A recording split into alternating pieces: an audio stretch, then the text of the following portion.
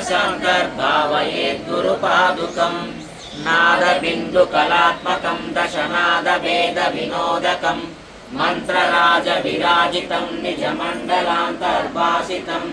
पञ्चवर्णमखण्डमद्भुतमादिकारणमच्युतम् प्रातरेव हि मानसान्तर्भावयेत् गुरुपादुकम्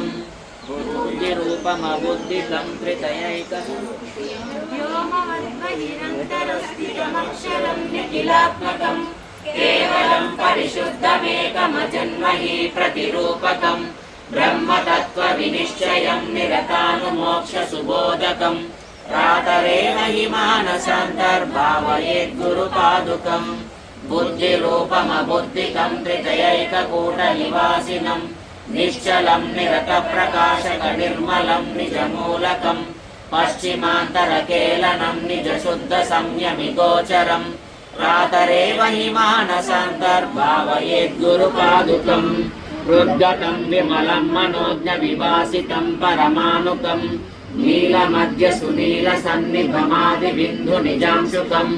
सूक्ष्मकर्णिकमध्यमस्थितविद्युदादिविभासितम् प्रातरेव हि मानसान्तर्भावयेत् गुरुपादुकम् पञ्चपञ्चवृषीकदेहमनश्चतुष्क पञ्चभूतसकामशब्दमुखेतरम्